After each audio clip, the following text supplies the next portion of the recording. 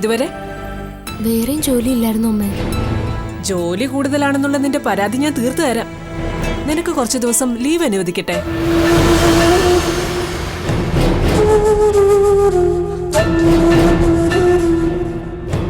വിജയേട്ടന് കിട്ടിയതുപോലെ ട്രാൻസ്ഫറും പ്രൊമോഷനും കൂടി ഒന്നിച്ചാ നിനക്കും തരാൻ പോകുന്നത്. ട്രാൻസ്ഫർ പത്തനാപുരത്തേക്ക്.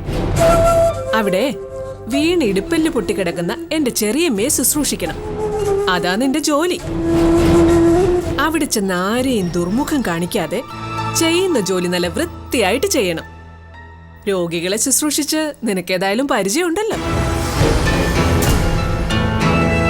ആ വീട്ടിലുള്ളവര് പറയുന്ന മറ്റു ജോലികളും ചിലപ്പോ ചെയ്യേണ്ടി വരും.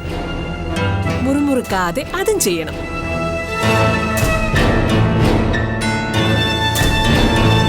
നാളെ നിന്നെപ്പറ്റി ഒരു പരാതിയും എന്റെ ചെവി കേൾക്കരുത്, കേട്ടോടി?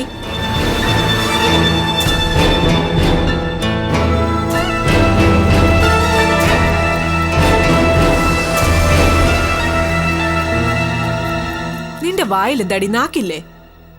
ഉണ്ട്. പിന്നെന്താ ഞാൻ പറയുന്നതിനൊന്നും മറുപടി ഇല്ലാത്തത്? അമ്മയെല്ലാം തീരുമാനിച്ചു കഴിഞ്ഞല്ലോ. ഇനി ഞാനെന്ത് മറുപടിയാ പറയണ്ടേ? ഓഹോ, നിന്നോട് കൂടിയാലോചന നടത്താതെ ഞാൻ തീരുമാനം എടുത്തത് വലിയ തെറ്റായി പോയോടി. അമ്മ ചെയ്യുന്നതെല്ലാം ശരിയാണല്ലോ. ഞാൻ ചെയ്യുന്നതിൽ എന്തടി ശരികേട്? ഓഹോ, നീ എന്നെ ശരിയും തെറ്റും പഠിപ്പിക്കാറായോ? വിജയേട്ടന് മണിയടിച്ച് നീ ഇതിന് തലയൂരാന്നൊന്നും വിചാരിക്കണ്ട. നിനക്കേ ഇഷ്ടമായിട്ടാ പത്തനാപുരത്തിന് പോകുന്നതെന്ന് നീ തന്നെ വിജയേട്ടനോട് പറയണം. മനസ്സിലായോടി?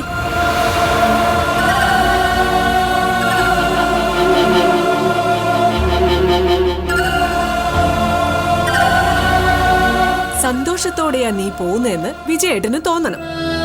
അങ്ങനെ തന്നെ നീ പറഞ്ഞു മനസ്സിലാക്കണം. ഞാൻ നിർബന്ധിച്ചിട്ടാണോ നീ പോകുന്നതെന്ന് ചോദിച്ചാ അല്ല എന്ന് തന്നെ വ്യക്തമായിട്ട് പറയണം.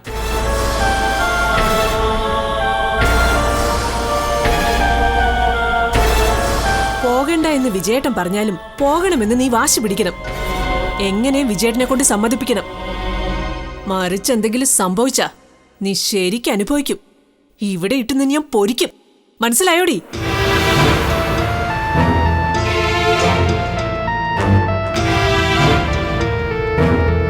എന്റെ സ്വഭാവം നിനക്ക് ശരിക്കും അറിയാലോ. വീഴ്ച നിൽക്കാതെ ജോലി ചെയ്യടി.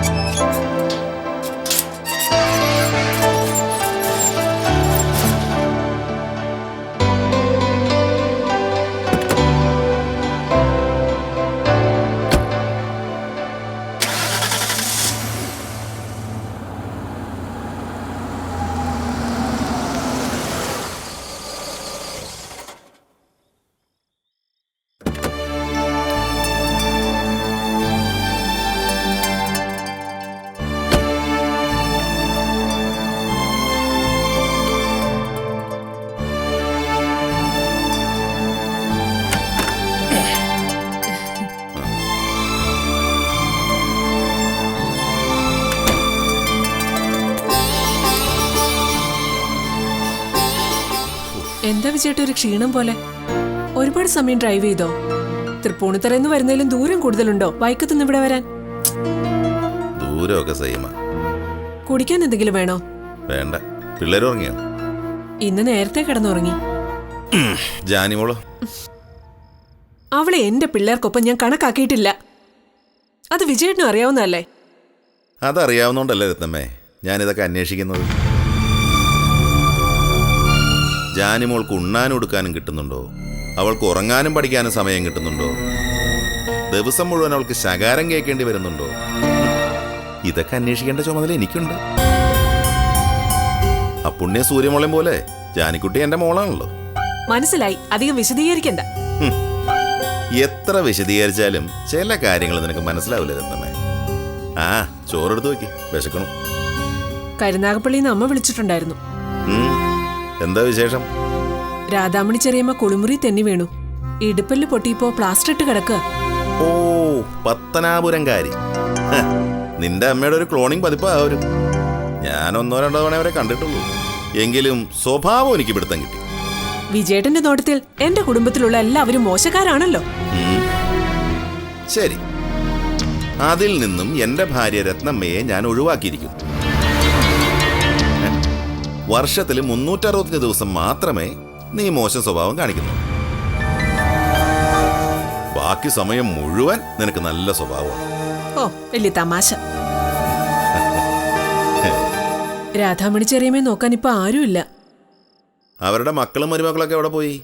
കെട്ടിച്ചുവിട്ട പെൺമക്കൾക്ക് അധിക ദിവസം വന്ന് നിൽക്കാൻ പറ്റുമോ? മരുമകളെന്ന് പറഞ്ഞ സുമിത്രയാ. അവളും ചെറിയമ്മയും കീരിയും പാമ്പും പോലെയാ. ആ, ഓരോരുത്തർ ചെയ്യുന്നതിന്റെ ഫലം എപ്പോഴെങ്കിലും അനുഭവിക്കേണ്ടി വരും. മീൻകറി ഉണ്ടോ? പിന്നെ രാധാമണി ചെറിയമ്മയെ നോക്കാൻ കുറച്ചു ദിവസം ജാനി പോയി നിൽക്കട്ടെ. അവളെ വിടാന്ന് ഞാൻ സമ്മതിച്ചു.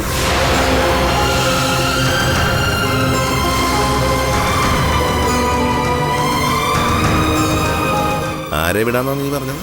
ജാനിയെ. അതിനെന്താ കുഴപ്പം? ഏതായാലും അവൾക്കിപ്പോ പഠിത്തമൊന്നുമില്ലല്ലോ. പഠിത്തമുണ്ടെങ്കിലും ഇല്ലെങ്കിലും നിന്റെ ചെറിയമ്മയെ ശുശ്രൂഷിക്കാൻ വേണ്ടി ജാനിമോളെ ഞാൻ വിടുന്നില്ല. അവരെ കുളിപ്പിക്കാനും ഉടുപ്പിക്കാനും പെടുപ്പിക്കാനും ഒക്കെ വേണമെങ്കിൽ നീ പോയി നിൽക്ക്. അല്ലെങ്കിൽ നിന്റെ അമ്മയെന്ന് നിൽക്കട്ടെ. എന്റെ വിജയേട്ടാ, ജാനി അങ്ങോട്ട് വിടണമെന്ന് എനിക്ക് ഒരു നിർബന്ധമില്ല. ചെറിയമ്മയുടെ അടുത്ത് പോയി നിൽക്കാന്ന് ജാനി തന്നെയാ പറഞ്ഞത്.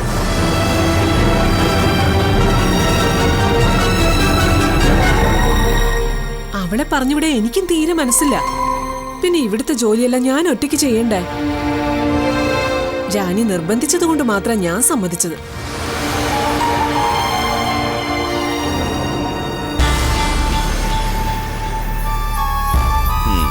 നേരിൽ കണ്ടിട്ട് പോലുമില്ലാത്ത നിന്റെ ചെറിയമ്മയെ ശുശ്രൂഷിക്കാൻ പോണോന്ന് ജാനിമോള് ശാഠ്യം പിടിക്കുക. അത് കേട്ട ഉടനെ നീ സമ്മതിക്കുക. ഇതൊന്നും വിശ്വസിക്കാൻ പറ്റുന്നില്ലോ രത്നമ്മേ. ഞാൻ പറയുന്നതാണല്ലോ വിജയേട്ടന് വിശ്വാസം ഇല്ലാത്തത്. എങ്കിൽ പിന്നെ ദത്തുപുത്രയെ നേരിട്ട് വിളിച്ച് ചോദിക്കും. ജാനിമോളെ,